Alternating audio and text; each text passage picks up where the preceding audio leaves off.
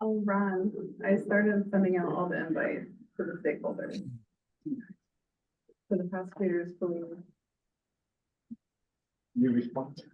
Yeah, actually. Kristen, But not with a- Karen is an example of good oversight. She's a public defender. When a judge goes, she'd appeal us and get us, keep us straight. That's the idea of oversight.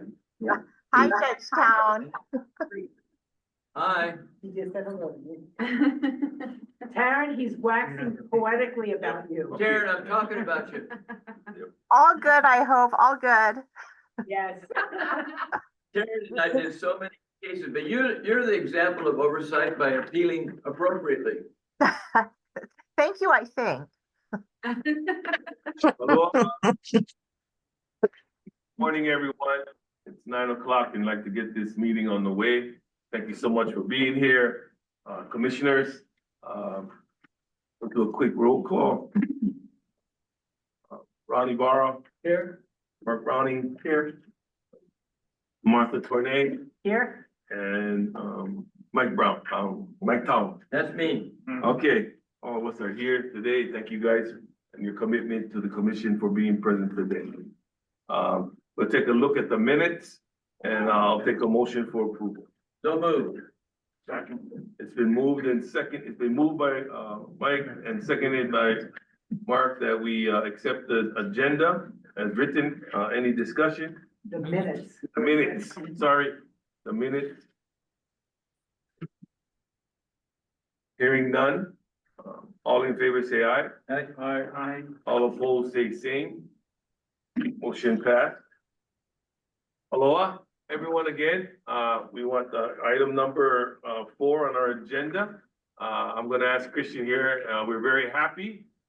It's always been a goal of ours since 2019 to grow an effective organization under the commission.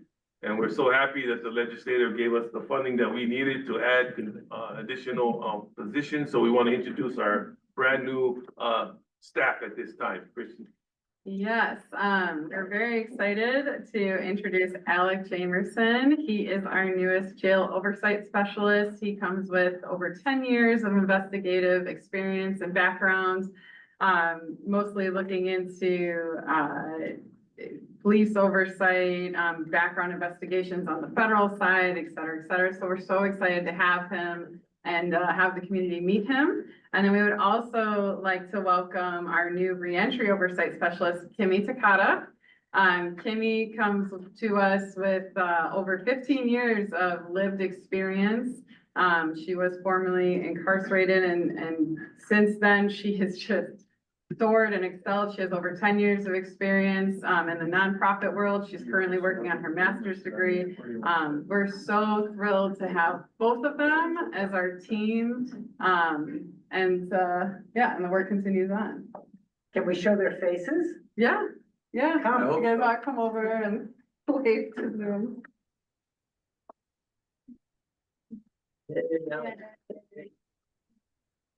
Our newest team members, welcome.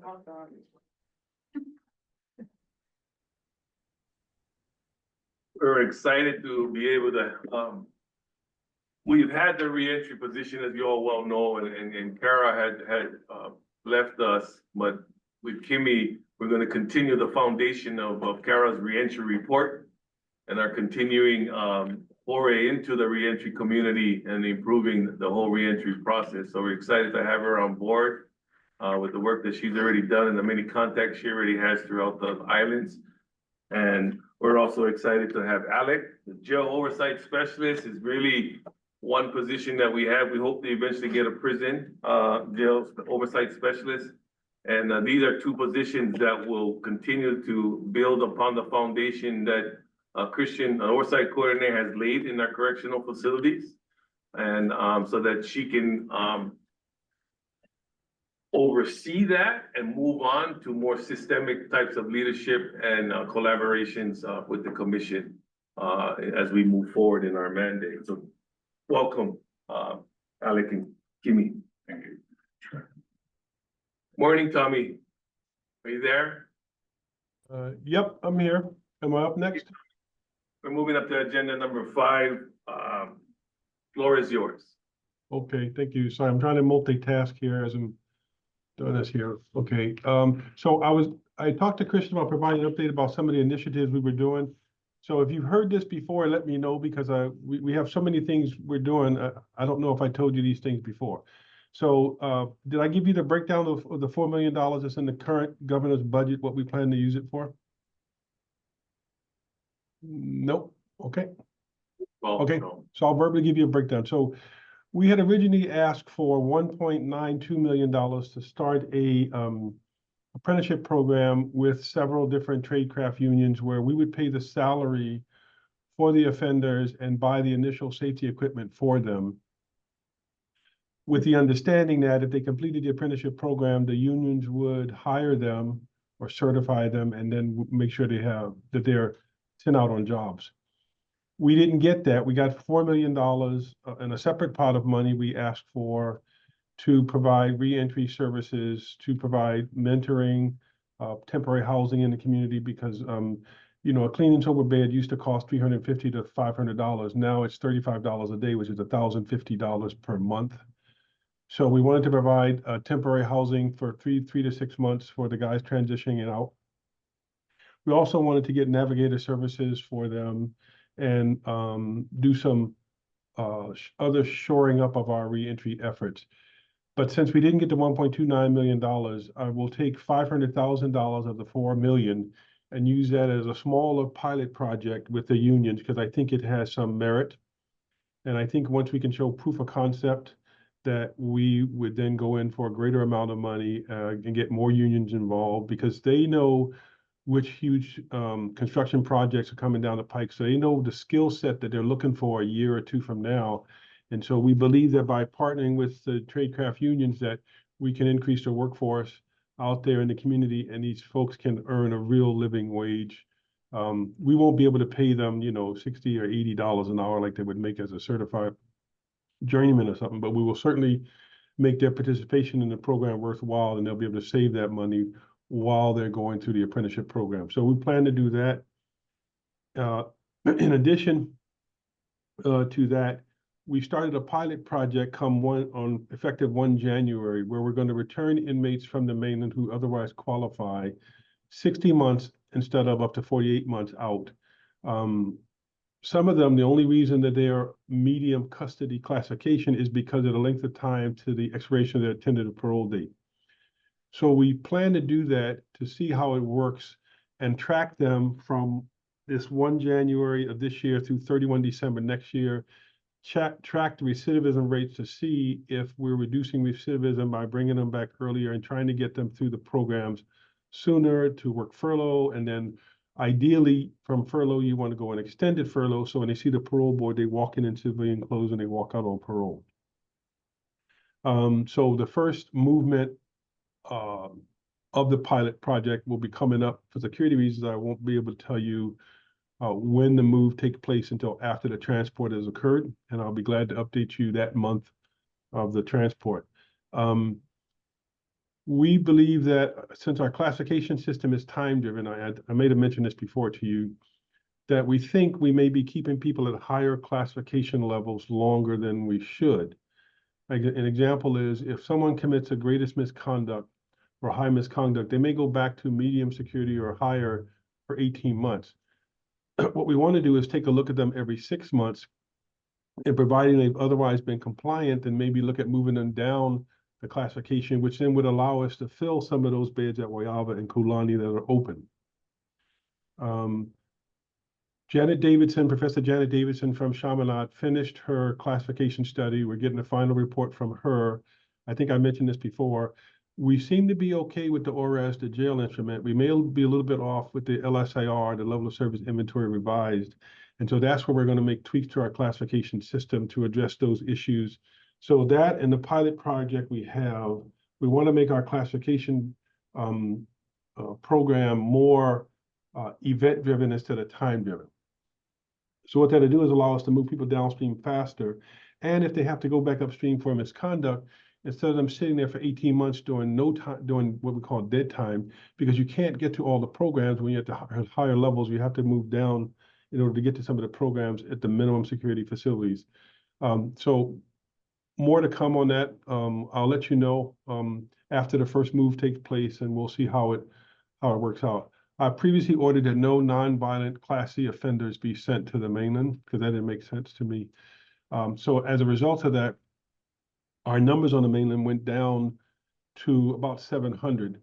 We're up to about 937 because we did a surge because we needed to close down 2 dormitories at Halava to do major electrical repair work.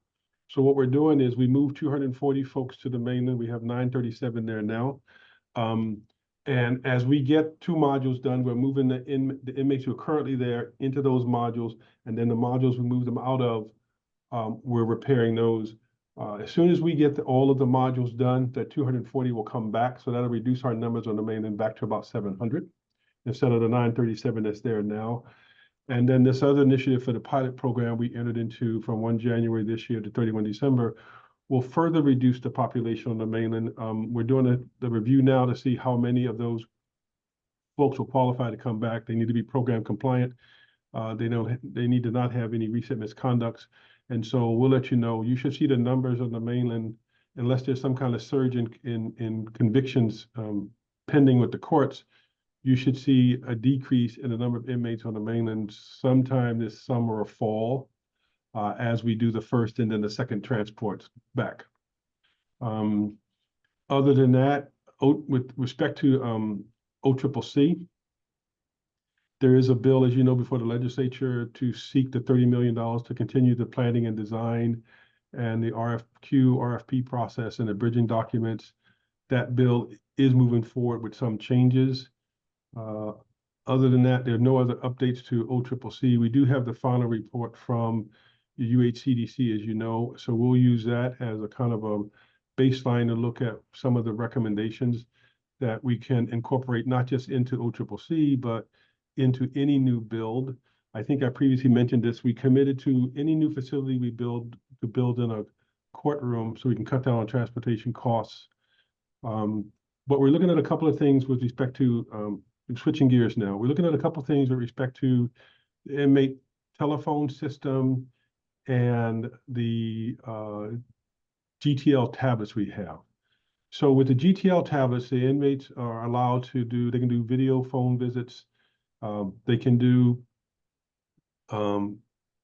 play some games on there, but we're looking at trying to see if we can download or have access to programs on the GTL tablets so that for those folks that are in segregation, admin or protective custody, or in disciplinary segregation, then they can still continue on if they choose to with some of the programming that's identified for them in the assessment process. And this way the programs come to them, and they may not lose any time with respect to trying to complete the programs before their tentative parole date, regardless of their housing status. So more to come on that. We're trying to work with GTL now to see what we can safely access on the GTL tablets without inadvertently providing internet access. The last time we tried this about 4 years ago, there was some issue with the GTL tablets having access to the internet, and of course then pornography sites and all this stuff came up. So we cut that link to the GTL tablet. So we're going to go back and try again. With respect to the inmate ID card bill, there is a bill moving before the legislature that requires us to do exactly what we're already doing with respect to trying to get ID cards for the inmates that want the ID cards. We already provide replacement birth certificates and assist them if they're from another state. We also signed the MOU with the Social Security Administration to provide replacement Social Security cards for American-born citizens. In addition to that, we're looking at, instead of purchasing the ID card machines, we want to provide kiosks, but we're working with the city and county on that. That'll be more readily accessible to the offenders to be able to use. And in addition to that, in our testimony, you'll see we're looking at trying to explore the possibility of, if they already have a driver's license, how do we help them get the driver's license renewed before it expires? So we'll be working with the DMV on that to see how we can do that. I think it's a pretty simple process. But once it expires, I think you have to go through the whole process again of the testing and all this other stuff. So I'll provide you more on that probably this summer, because we should then have some type of agreement in place with them and figure out the nuances of how we're going to do this. But they would already have to have a valid Hawaii state driver's license for us to try to help them with this particular new initiative. With that said, we are continuing our recruitment efforts, as you know. We have a current class of ACO recruits in now of only 13, but we're still committed to open 5 classes a year, 6 if we can. We are committed to, we did a cost benefit analysis. If we have 6 or more qualified candidates on the neighbor islands, we can take the academy to them instead of putting them up in the Pagoda Hotel for 8 weeks, paying per diem. This way they don't have to leave their families. They can go back home at the end of each day. We would send 2 instructors up there and bring the instructors back on the weekends so they then can spend time with their own families.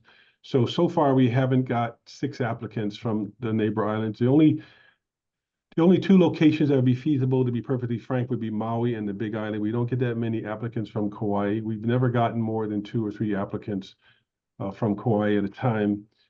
So we're trying to see if we do get that 6 applicants. We've already pre-positioned the COPAT, which is the Correctional Officer of Physical Agility Test Equipment at the facilities on the neighbor island, so that if we do have a class there, we're ready to go. I think that's about all I have, subject to any questions you guys might have. Commissioners, before we ask any questions, thank you, Tommy, for that detailed report that you have.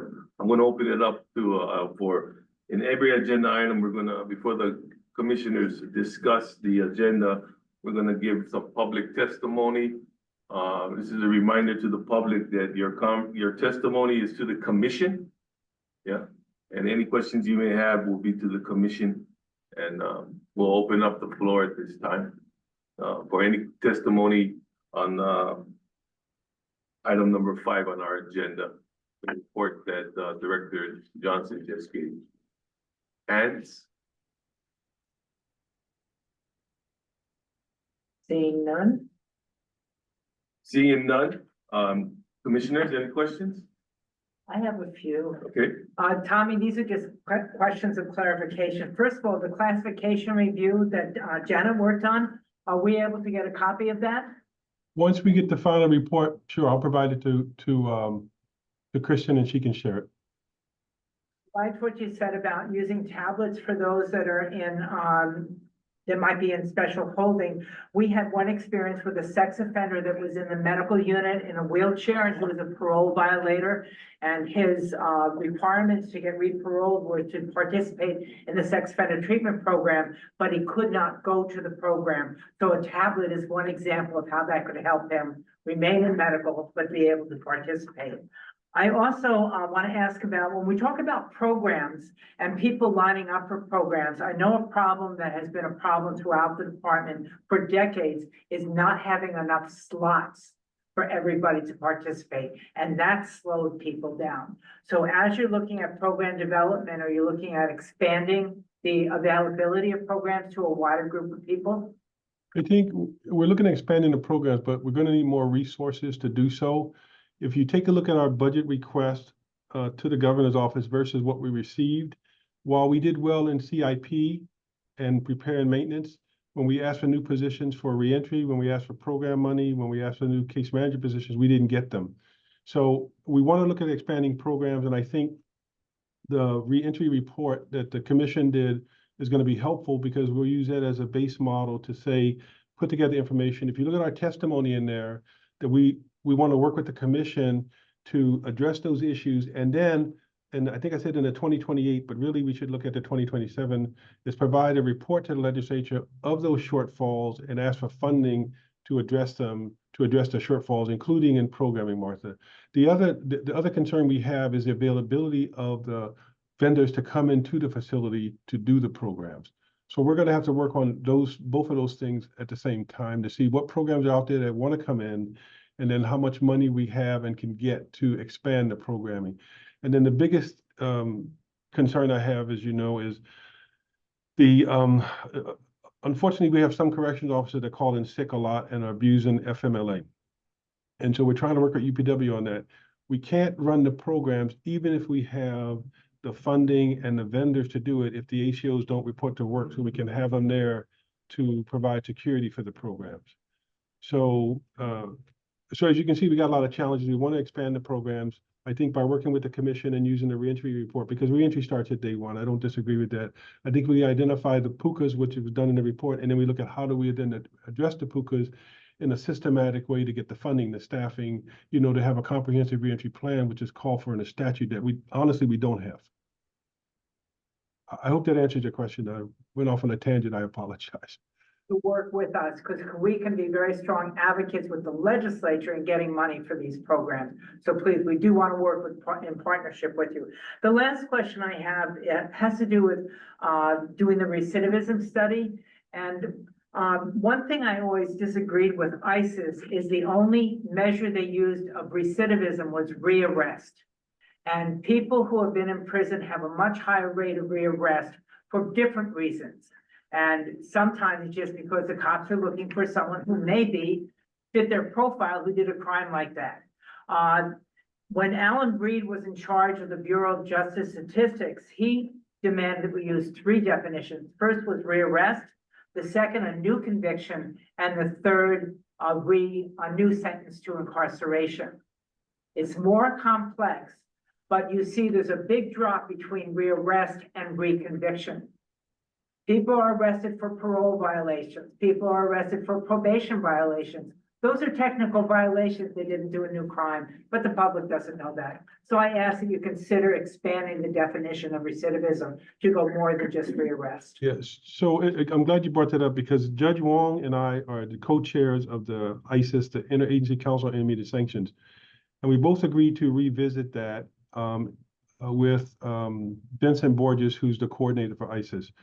Because I believe our definition shoots us in the foot because it's too stringent. Just because someone is arrested doesn't necessarily mean they committed a crime, doesn't necessarily mean they get convicted of a crime. So I agree about the technical violations of parole. So those are the things we're looking at.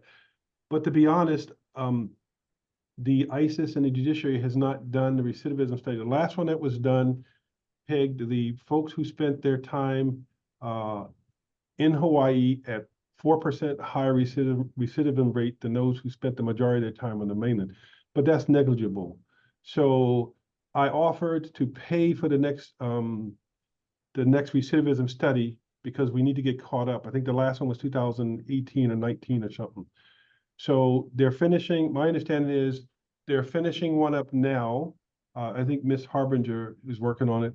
And what I offered to Vincent and Judge Wong was, then PSD will pay, DCR, excuse me, will pay for the next one to bring us up to speed where we should be. So I'm waiting for Vince to get back to me to give me some cost estimates for that so we can try to get that done. So yeah, I agree that our definition of recidivism is too stringent. It was done back in 2003 when we started the LSIR process in ISIS. Okay, thank you. You're welcome. Another question. Johnson, I have a question about Kalava and about your statement regarding the closing of 2 dorms, the work that was going to be done with respect to the electrical care.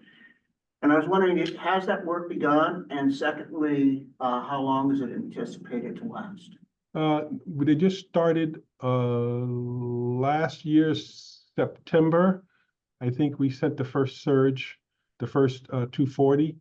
They've done the first 2 dorms. They're on the second 2 dorms now. The problem was water had leaked through the roof into the electrical lighting on the ceilings. And so we had to shut down electricity and the generators for those dorms. And we had to do them 2 at a time because that's what the vendor could do. So we anticipate that the work should be done, completed by this fall. Tommy, piggyback on the judge's question. Are you doing all 4 modules? We did 2. We're on the next 2 now. So we should be done in the next few months or so, and then we'll start bringing them back. So there was a delay in the first dorm, the first two dorms, because once they went into the electrical, then we found water has seeped into other things. I suspect that's gonna be the same with the two dorms they're on now. And that's why the project took 3 months longer. The first two dorms took 3 months longer than we anticipated because of the damage they found inside the ceiling and in the walls. And are we gonna anticipate, I'm just doing that now for our facility in Kailua, but is there a potential roofing CIP coming up? Yes, yeah, to repair the roof, for sure. That's part of I should have mentioned that, I apologize. Part of the electrical work is also repairing the roof. Because it doesn't make sense for us to repair electrical and the water keep coming in, right? So, can I follow up on that? To follow up on this thread, how long after the completion do you anticipate you'll be able to bring inmates back from the mainland? Probably 30 to 45 days, because we have to get a certificate of occupancy to let the inmates back in there. So once DAGS clears the project with the consultants, we'll get the certificate of occupancy and then we can start bringing them back. Good, thank you. Any further questions for the director? Okay, thank you, Tommy. I appreciate your time and your Okay. presentation for that report. Okay, I will be here. Thank you. Item number 6 is our legislative update. Christian? Sure. Okay, so there are 2 bills out that directly impact the commission, and that's HB 1002. Again, that's HB 1002. And then its companion SB 1321. 1321. Excuse me. Both of these bills have been moving forward. The intention behind both of them is to, 1, change the oversight coordinator term from 2 years to 4 years. And 2, just ensure that the commission and oversight coordinator have unfettered access. The way that our law is written now is it starts with during an investigation, et cetera, you can have unfettered access. We're switching some of the wording around so it's just more clear. I do want to be clear that the Department of Corrections and Rehabilitation does currently give us unfettered access, but future directors may not, so we want to make sure that's clear. HB 1002 has moved through PBS, which is the Public Safety Committee on the House side, and they had made 2 adjustments where they changed the request from 4 years to 3 years. And then they also had added an amendment where currently the process is every time the commission goes up to choose a new oversight coordinator, they have to go through the entire interview process, even if they want to keep the current oversight coordinator. And then after that, they send 3 names to the governor, who then chooses. That language was amended, and so now the commission, if it goes through, the commission would be able to send 1 name to the governor saying, hey, we prefer this person, who would be the current oversight coordinator. And then the governor can choose. If the governor decides not to take it, then it goes back to the original process, but at least that takes 1 step out. So that bill moved forward to JHA. JHA kept that amendment and also kept the 3-year term. Next stop for that bill is FIN. So keep an eye out for that, please. And then on the Senate side, SB 1321 has moved through PSM.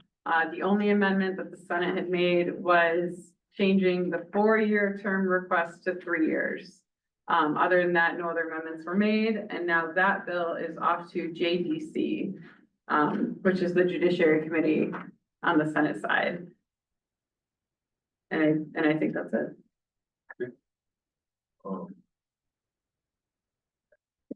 Any public testimony on the report at this time?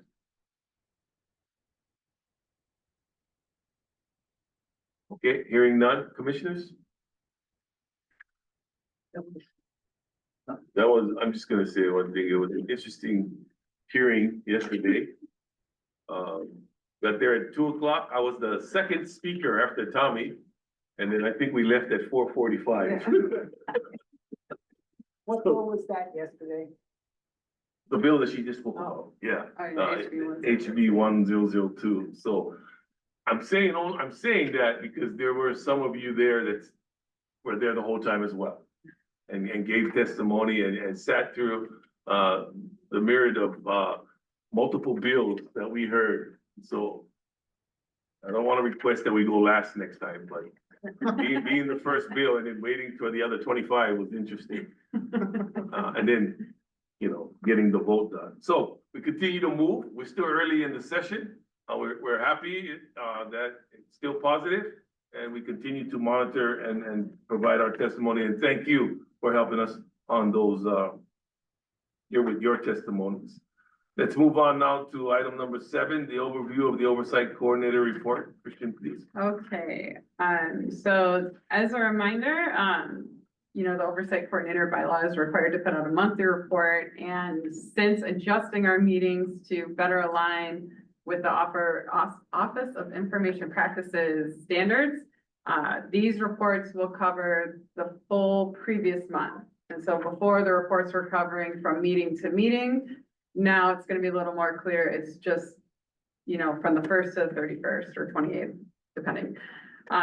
So to start off, we do have, I should have specified. So deaths in custody will always be reported though, as soon as we have the information. So even though I'm about to report on death in custody on February 5, it will be in the most recent report. So unfortunately, I do need to report that on February 5th, 2025, around 1 a.m. at the Wahoo Community Correctional Center, a corrections officer responded to a commotion coming from a cell, immediately gave direct orders for 2 cellmates to get away from each other, and then immediately called for backup. Backup arrived, the cellmates were removed, and staff began administering CPR on a 33-year-old male. EMS arrived to the facility and assumed CPR life-saving measures. However, around 1:50 a.m., the individual in custody was pronounced deceased, and this death does appear to be a homicide. Moving forward, some published reports to report on. Our 2024 annual report was published and can be found on our website. In addition to our correctional staff survey findings and recommendations report, which I will be presenting on later in this meeting.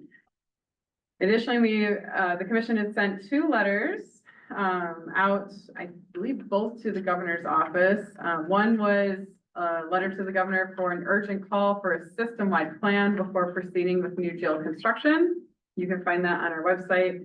And the second letter was to have the director of DCR engage and participate with the commission. And so really just ensuring that if the director can attend, that somebody is in attendance and that the director or a designee stays throughout the entire meeting. And so we really appreciate Tommy being here today. Additional information, there was a Senate Committee on Public Safety and Military Affairs informational briefing. And so on January 22nd, myself and our chair had presented on the annual report and also the correctional staff survey findings and recommendations report. So if you were there during that briefing, then I'm sorry you're about to get the same presentation, but it's good information to get out there. And we really appreciate the Senate for having us. And we also, on January 30th, hosted a meeting on legislative priorities. The Oversight Coordinator report includes all of the bills that the commission chose to either testify in support or submit comments on. And so you can see all of those bills in there, and all of them have clickable links so you can go straight to the bill. And then lastly, our current projects. We are still working on our reentry report. It is a beast of a report, but it will be coming out by the end of this month, and our own Kara Campani will actually be a guest presenter at our next month meeting to present on all of the work that she did within that report. So we're really excited to have her stop on by. And other than that, that is the report. Thank you. I need some clarification. Are we supposed to ask for comments prior to you presenting your report? No, so it's you present the information Oh, and then you have public testimony before the commissioners discuss. or make, decisions, yeah. Okay, thank you. So a lot of that is coming as we're being instructed by the Office of Information Practices on how to manage our meeting. That's why we're, we're learning as we move this along. So, to those of you are here, we accept any, public testimony on what you just heard in terms of the Oversight Coordinator's report before the commissioners discuss. Hearing or, Ron has. hi, Ron. Go ahead, Ron. Yeah, I'm not used to all of your procedures, but first I wanted to praise the commission for the fine January 3rd letter to the governor and to the legislators. I thought everybody needs to read the letter and it should be published widely. So I hope everyone on this Zoom has read the letter and sharing it with all of their friends. Ohana Hopakele has been a great, a big supporter of the Hawaii Correctional System Oversight Commission because we think that you have the knowledge and the expertise and the will to do a pono job on oversight and to help move the system to a more rehabilitative one.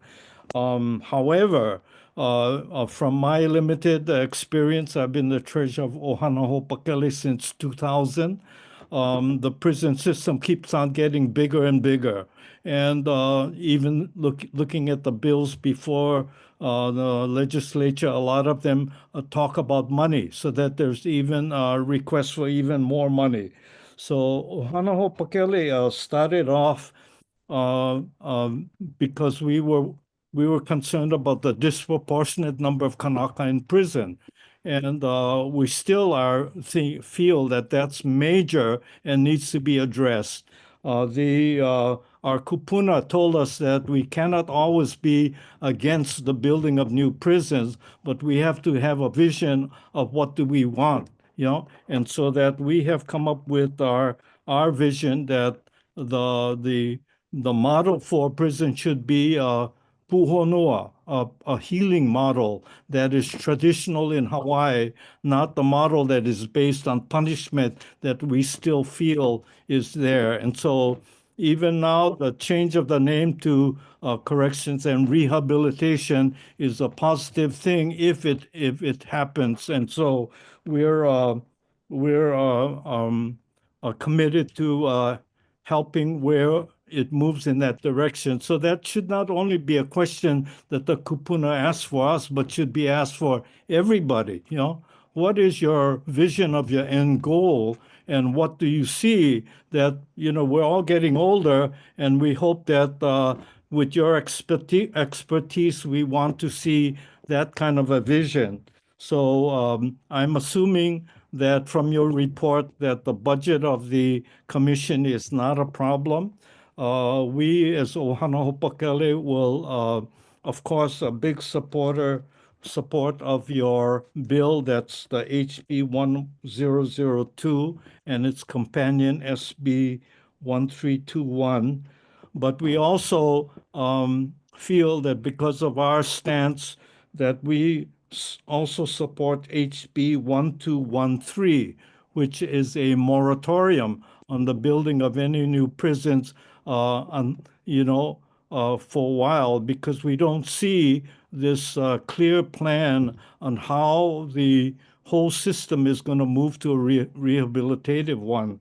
And so we all looked at the movie, The Field of Dreams, where the quote is, if you build it, the people will come. Well, unfortunately, we think that's the same thing. If you build a prison, you're going to fill it. And so I think we need to see the alternative plans that you're doing it, so you are ending up as where you're getting less and less people in prison, not more and more. And we have yet to see that kind of bill. So we wanted to really appeal to to all of us, not only just to the commissioners, but to the Department Tommy Johnson and the head of the Department of Corrections and Rehabilitation, and all of the staff that and the public who are here today, that we all work together to try and move to our vision where we're limiting and cutting down the people in prison, not including more. And so we have some suggestions that we're going to talk in the last spot of what we want on the agenda in the future, but we wanted to announce that we were really glad that Mark Patterson and Christine from the Oversight Commission joined the Makahiki opening in Saguaro, and from the staff, the Deputy Director of Rehabilitative Services, Sana Munoz, also joined in the opening Makahiki ceremony. The closing ceremony is on February 19th, and I hope that all of you commissioners at some time have a chance, if you haven't, to join the Makahiki opening or closing and the other activities, because we believe that it's really part of the rehabilitative services that is going on, initiated by the Pahau themselves. So anyway, we wanted to open up the discussion. I hope more and more people will be thinking and expressing themselves on how we're helping to move this huge system that used to be housed in the Department of Human Services, I believe, and now you have two departments that are dealing with this right now. So it's kept on growing larger and larger, and we think that we need to see a way that it's going to move towards rehabilitation. Thank you. A response, Sharon? No. Is there any more public testimony? Okay, seeing none, commissioners, you have the floor. I just wanted to quickly respond to Ron. Ron, we've been on the same page with you for the 5 years that we've been in existence. And the commission has supported replacing OCCC because the current facility is in terrible, terrible condition and people should not be held in that. So we support a new facility, but not the size that's being proposed.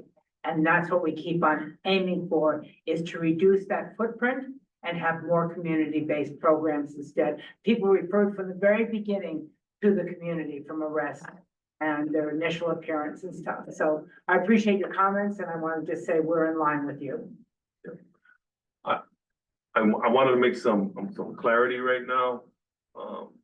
We really have to be conscious on how we talk about the system. Yeah. From the commission's perspective, we have the jail system and the prison system. So Ron, in 2000, I was still at Halava, and we probably had a population of about 11 to 1200. And and Tommy knows numbers better than me at this particular point in time. And I'm pretty sure that we had well over 1200 in the mainland. I forgot what state we were in at that time. We went up to 2,000 on the mainland. Yeah, or 2000, yeah. But our prison numbers are significantly lower than what they were in 2000, okay? Especially when you look at the female population, when there were 300 women in 2000 at WCCC and over 200 in the mainland, yeah? And now the prison population in terms of the female are below 200, yeah? So the prison population, and we're trying to figure that out if Martha wants to help me, the numbers have dropped. Yeah, we had Kulani and Waiava was full in 2000.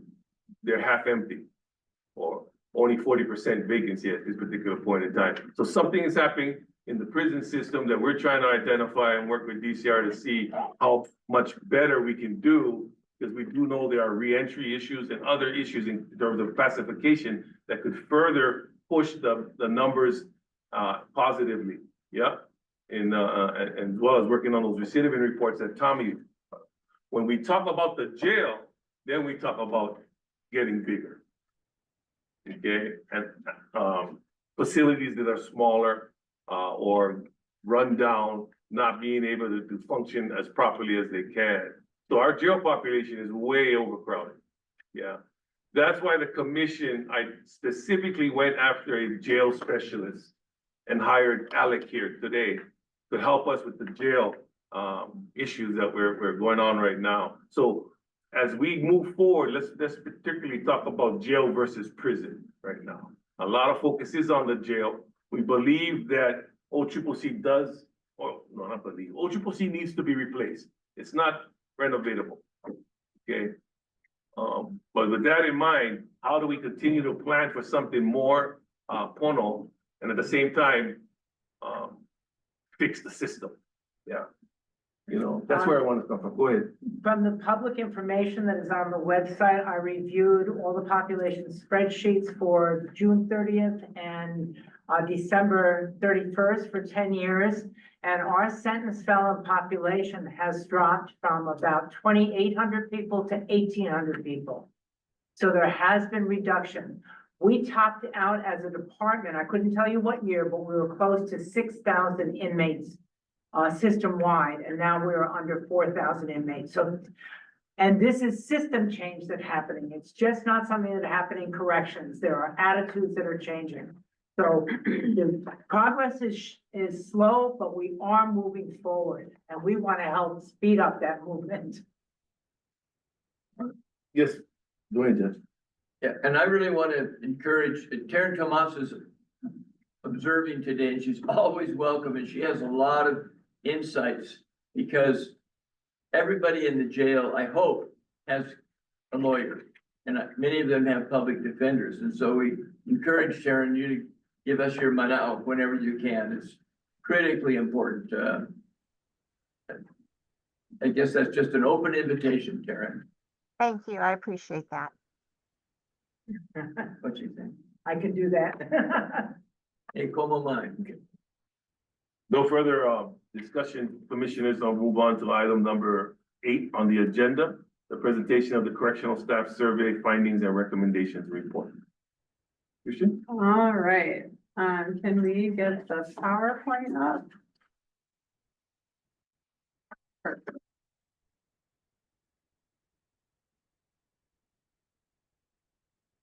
Okay.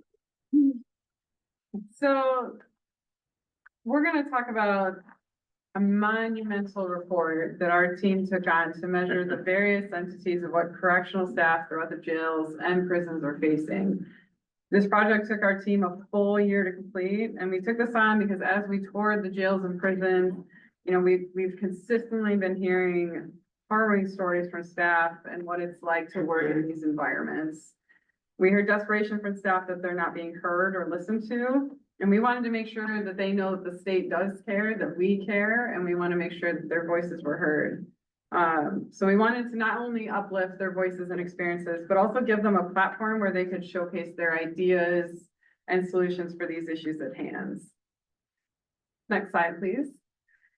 So first we had to choose our research methods. Ultimately, we decided that a written survey was best to capture measurable impact. We chose a survey created by the Urban Institute's Prison Research and Innovation Initiative, which was successfully used and distributed in correctional facilities throughout Vermont, Delaware, Iowa, Missouri, and Colorado. We then met with the unions and also DCR to finalize the survey. We took that survey and we went post to post to distribute and collect. The survey was also available online. We then conducted talk stories in every correctional facility, and these were very long days as we made sure to hit all 3 shifts. We finished with a report that encompasses the survey findings, the talk story findings, and also applicable recommendations. And the primary objective of this correctional staff project are to gain a deeper understanding of the corrections environment and the complexity of the staff we're facing, to enhance data collection to support transparency and accountability, and also to offer recommendations directly from corrections staff on how best to improve and support safe working conditions in the Hawaii jails and prisons. Next slide, please.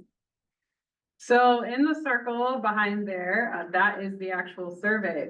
The survey was long. It consisted of 106 questions, and the survey was divided into 8 different sections.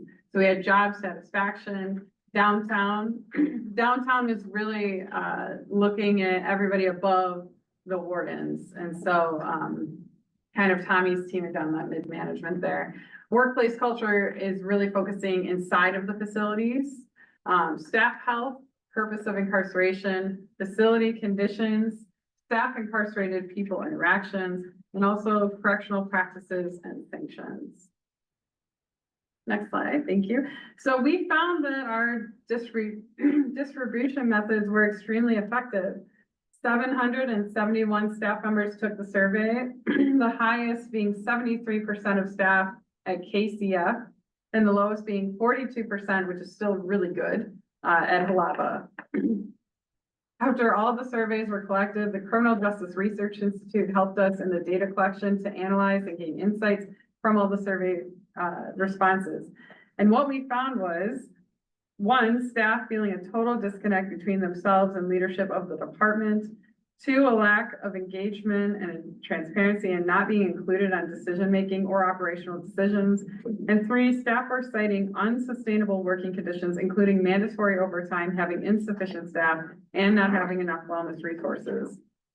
We found that all of these findings were impacting their health and well-being. 60% of staff developed a serious health condition due to job stress. Over 60% noted a lack of wellness support, and over 75% had felt emotionally drained. However, despite all of this, staff expressed having a commitment to respectful and supportive interactions with people in custody. So they also mentioned that there are limited resources that have hindered efforts towards true rehabilitative efforts. And lastly, we saw some notable differences between jail and prison staff, which we'll cover in the next slide.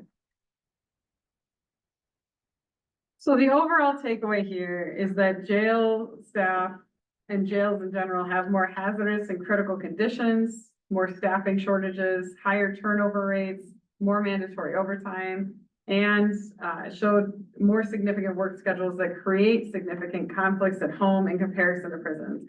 Prisons still do have safety concerns and prevalent turnover, but it's less severe than the jails. Jails have alarmingly higher rates of depression, insomnia, PTSD, diabetes, and heart disease in comparison to prisons. And jail staff have reported having serious thoughts of suicide twice as often as prison staff. Jails reported having poor food quality, more significant lack of natural light, more significant lack of inadequate cleanliness, subpar living spaces for incarcerated individuals, and less alternatives to segregation in comparison to prisons.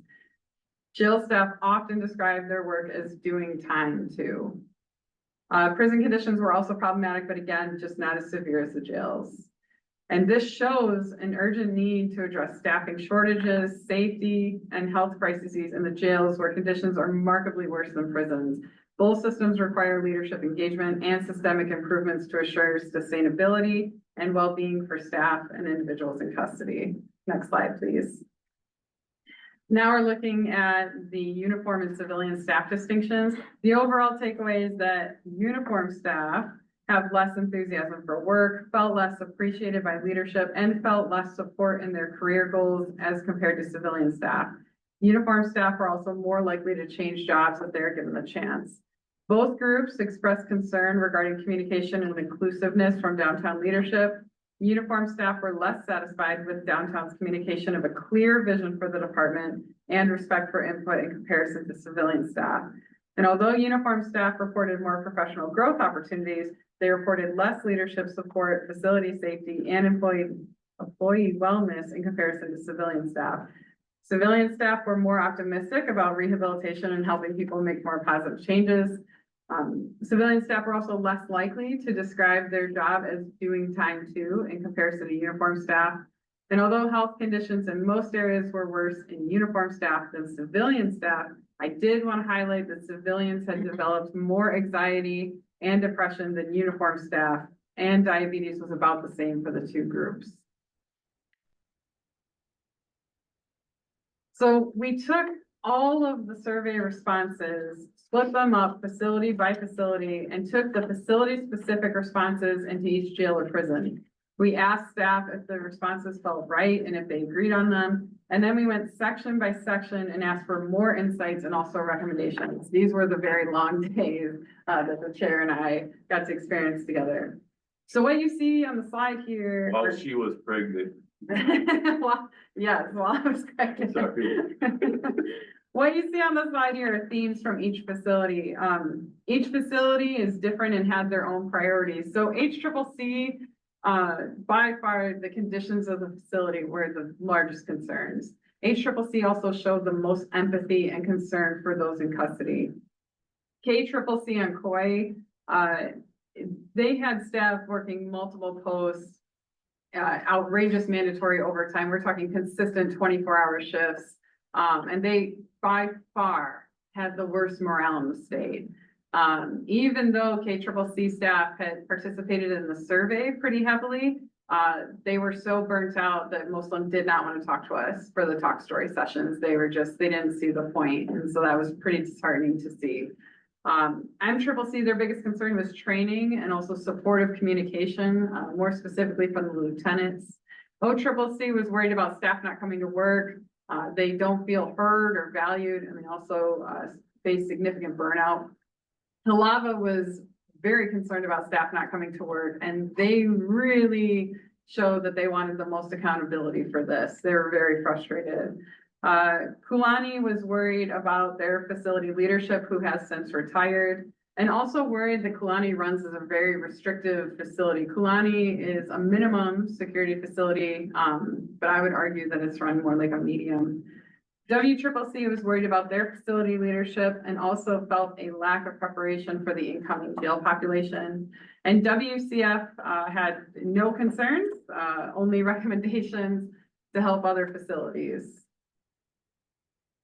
And even though the themes from each facility was different, the recommendations were largely the same. So I just want to emphasize that these recommendations, every single one of these came from staff. There are 8 recommendation categories covering everything from training concerns to concerns regarding incarceration. So in training, we recommended comprehensive and consistent training for all staff, leadership, communication, and empathy training, and also mental health crisis intervention. Under communication, we recommended to include staff in decision-making, have regular and transparent communication, and improve internal communication within the facilities. Under trust, we recommended to have consistent and fair policies, to have regular leadership engagement, and to involve staff in decision-making. Under compensation and benefits, we recommended to increase base pay and bonuses, to improve and expand uniform allowances to support professionalism, and to ensure accurate and timely payment. Under retention and recruitment, we recommended to shorten the hiring process, to revise the psychological evaluation, and to enhance training and support. You'll see that over time we have the most recommendations, as that was one of the biggest concerns from staff. We recommended to limit burnout, ensure fair overtime distribution, add incentives for attendance, implement 12-hour shifts, reevaluate the staffing plans and posts, enhance policies for time off and overtime distribution, hire more staff and streamline the hiring process, improve scheduling flexibility, and implement a voluntary overtime program. Under staff health and wellness, we recommended mental health support and to include physical wellness resources and also enhance work-life balance. And under concerns regarding incarceration, we recommended to ensure consistent transfers and access to programs for the incarcerated population, enhance mental health and rehabilitative services, and also expand rehabilitative and therapeutic programming. Every single one of those recommendations has much more thorough explanations under that. So I just want to be clear about that. If you go into the report, you can see a more in-depth view of every recommendation. So in conclusion here, the 4 main takeaways from this report is enhanced training and support. So providing standardized, consistent training, especially in crisis intervention and mental health care for both new hires and leadership. 2, improve communication and inclusion. So establishing regular briefings and direct engagement from central leadership to build trust and transparency. 3, increase compensation and benefits. adjusting the pay scales, adding bonuses, and increasing uniform allowances to reflect job demands and encourage retention. And 4, focused staff wellness initiatives. So really expanding mental health resources, reducing mandatory overtime, and promoting work-life balance to support long-term staff and morale. And that is the end of our presentation. The report is public. You can find it on our website. And this work doesn't end here. I want to be clear about that as well. We will continue to meet with the union. We will continue to meet with the department to see how these recommendations can be implemented, if that's something that the department wants to move forward with. And so we really, really appreciate the departments and the union's collaboration on this project. We really appreciate their support on this project. It was a big one to take on, but we're very proud of it. And so we hope you take a look on our website. Thank you. Public testimony on the Christian's report at this time?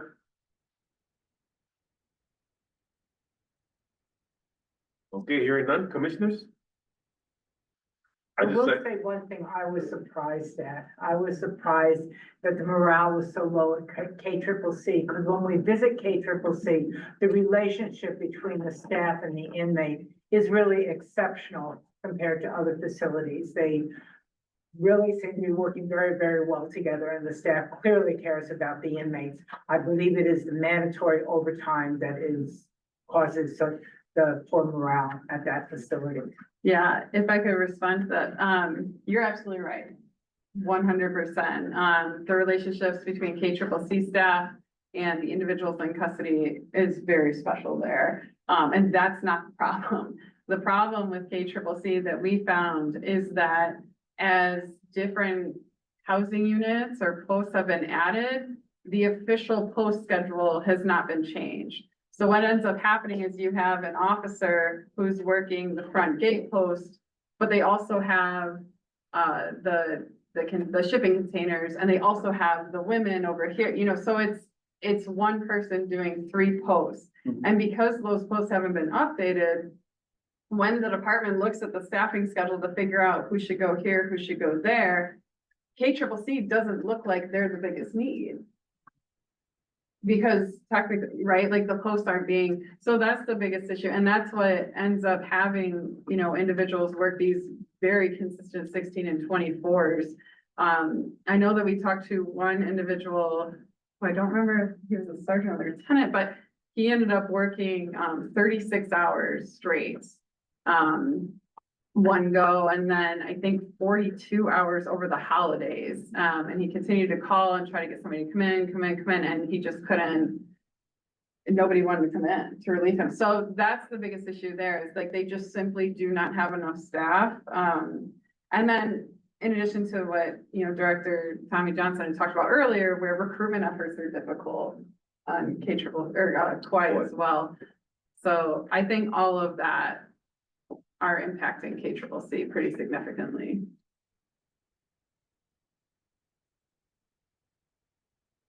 I think this is a very good experience and a much needed thing to do. And the project that we took on the Oversight Coordinator's recommendation, I think this is the first time, and we heard this throughout all the facilities we went to, that anybody ever came in to talk to them. Yeah, and just to give you a feel, we spoke to correctional officers, line correctional officers separate from their supervisors. And then we spoke to sergeants separate from their supervisors. And then we spoke to lieutenant captains and majors as a group. We spoke to nurses, medical staff by themselves. We spoke to case managers by themselves, operations staff. So we separated all the different units within a jail so that they felt comfortable and free to share what they had to share. And so we were very impressed that many of them spoke. Yeah, and the report is a reflection of what they spoke. We are constantly being asked every time we go back into a facility since then, what's happening with the report? What's happening with the report? We're glad to go back and tell them that it's published, that it's on the website. We're also glad that we told them that it's in the legislature right now. We're sharing it with them. And, I'm here to say to the commissioners, you know, this is really the foundation for which we continue to move forward. Yeah, we got the information we need. Now we just need to really look at, with our jail specialists now and our reentry specialists now, how do we take that report, the reentry report, and what we know from oversight coordinators every month report to move forward to begin a process of reform and change. I did share with everybody the report, when it comes out, is not gonna have something happen overnight. But it's gonna give us talking points to move forward in the directions that we wanna go, not just for the commission, but for the community as well. So we want as much eyes on this report as possible to give us perceptions and ideas as we move forward. So, thank you, Kristen, for a good job. It was a hectic time a year ago, trying to do hearings and trying to do this report at the same time, and as well as trying to fight for your job. So, you know, and your salary. So, round of applause to this report, and Christian and her staff in completing it, and for all the DCR staff that participated and are looking forward to this as a means of relief. So, thank you. I'd just like to echo. I think it's an excellent report. I think it's one of the most important reports that we have. The results are telling. They speak for themselves. Just as you stated, the report will ring hollow if nothing is done. If we somehow sort of push this to the side. What the report is it's a call to the community.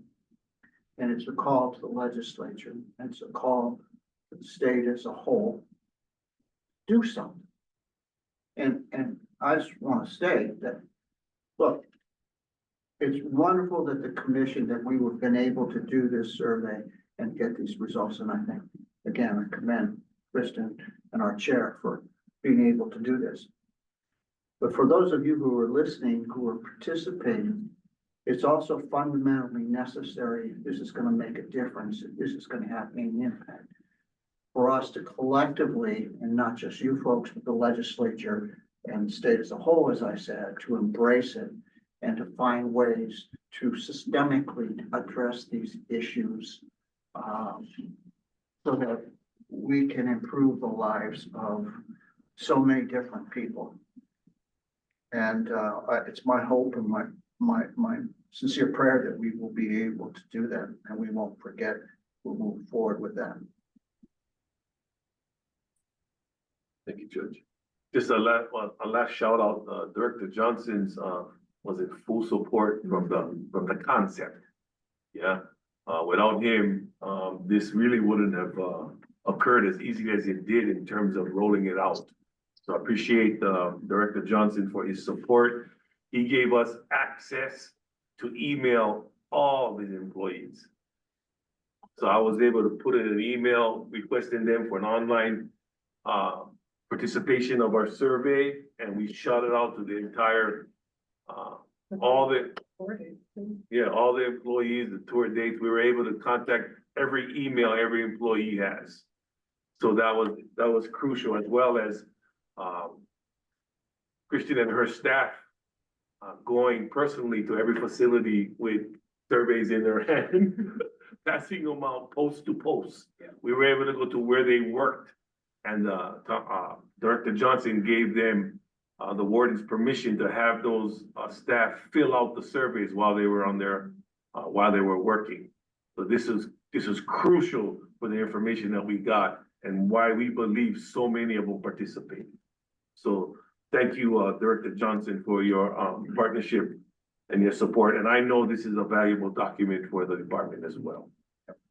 Yeah, so look forward to moving that forward. Thank you, everyone. And lastly, I'm just going to open up for public comment for item number 9 on the agenda. For anything that was not on the agenda, I ask that you keep your testimony and summarize your points less than a minute or two.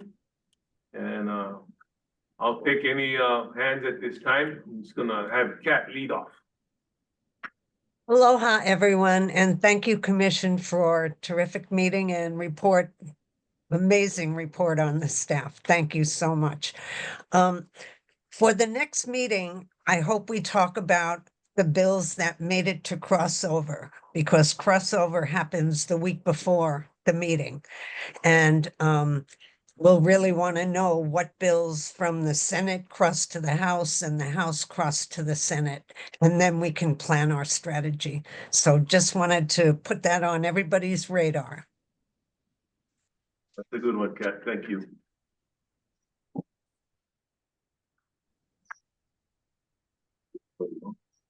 Is that you, Caroline? Whose number is, 225-5285? I think it's Carolyn. You can speak, She says to unmute herself. unmute. To unmute. Okay. I think I'm here now. I think the statistics and the stories from KCCC should ignite not a cost benefit analysis of having training there, but a job fair and real kindling of the current workers to talk to people who might be interested and to get the number of people in the community there with interest. So not just leaving it alone and saying we always get the lowest amount of interest, but somehow rally interest. It's such a sad tale. Thank you. Thank you. Thank you. Just for comparison, just gonna share out. When you look at OCCC and Halava on a day shift from 6 to 2, they probably require close to 75 correctional officers to manage that facility. And that may be a low number. But when we look at a 6 in the morning to 2 in the afternoon on Kauai, we're looking for less than 10. Okay. Well, 5, actually 5 correctional officers. So that's how, desperate they are right now because their numbers are so small. And it's not like they're filling multiple posts like Halava and OCCC. It's just a small facility with single digit manpower that they require. But yes, we'll continue to monitor that for you and report out on the efforts there on the island of Kauai and Kauai County. Thank you, Caroline. Mhm. Thank you. Appreciate you sitting through the hearing with us yesterday. Anyone else? Yeah, hi, Nathan Lee, ACLU of Hawaii. I just wanted to flag for maybe the next meeting on the death in custody that happened with Mr. Scott. And we just want to know, it seems like from the news stories, the person who allegedly assaulted him and caused his death was a sentenced felon. And so we're wondering, why was a sentenced felon being housed and having access to pretrial detainees? So if we could get some clarity on that, that would be appreciated. And then, generally, what is the department's plan to review these deaths in custody, and what could the commission do to review this? Just from the website, on DCR's website, the mortality review is often left empty, as was the case with Mr. Scott, or at least not made public. And so it would be helpful to get some transparency on what are common causes for these deaths in custody. And if there's kind of system-wide policies or issues that could be changed to stop them from happening. Thank you. Thank you, Nate. Appreciate that. We'll follow up. Ron has his hand up. Go ahead, Ron. Maybe it's not timely, but I wanted to request for a future that there be a time on the agenda to talk about the possibility of ways to pursue release for lifers. I previously mentioned the Columbia University survey about saying that The rate of recidivism for people over 65 is almost zero. And other studies show that it's very low. And so whether that we can take that into consideration. I know that the HCR 23 task force is completed, but I wondered whether there be more clarity about things like compassionate release. I think after a certain number of years in prison, the Hawaii Paroling Authority looks over the record of a person whose life without parole and sets a minimum. I don't know if the PAHAO is given warning and is able to participate in that and appeal, and whether there is time for PAHAO to get a lawyer to represent that person ahead of time so that they're not blindsided and then the decision is made without any input from them. My understanding, and I'm sure it may be wrong, that that for lifers or people without parole, there's very limited amount of program that is open to them. And I wondered whether that can be changed. And then I wondered whether participation in like Makahiki and other programs can be considered as things that are rehabilitative and works in the favor of people so that exceptional lifers can have an opportunity to get released, whether on compassionate release or other. I think the compassionate release is only appealed through the governor, but I don't know whether there's a appeal directly to the paroling authority. Thank you. Thank you, Ronald. Thank you for that. We'll follow up on that. Thank you. Hi, Raylene. Go ahead. Hi, yes, thank you. I just have, I'm in response to the death that we just had in custody and possible information that we have somebody pretrial that was with a felon. And obviously, a lot of this is due to overcrowding and inability, just inability to get people separated the way they should be. What can we do to pursue early release, or I think in California they called it Fed kicks? I think they actually passed a bill that just required at a certain point that people get early release. And they actually identified what type of charges would allow for certain types of early release. I mean, I think we're at a point, it's an emergency situation. And, a new jail or whatever the plans are is not going to happen for years. So, I just think we're at a point where we need early release or these Fed kicks to kick in. Okay, Raylene, just so I understand that we're on the same page, when you're talking about early release, are you talking about jail or prison? I'm talking about jail. I know in California, they had a Fed kick or early release bill that was passed. And, I was doing some research on it last night, and it just allows for automatic early release when you are overcrowded like this of certain types of people under certain charges. It allows for ankle monitoring in certain cases automatically. I mean, there's so many options that were used when they were so overcrowded in California, especially I'm more familiar with LA County. And I just feel like we're in that situation.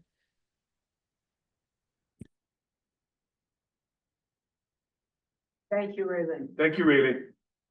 Spot on. Any other hands? Seeing none, appreciate the comments of all of you folks. We have taken the notes and we're gonna look into these and see if we can follow up in our next meeting.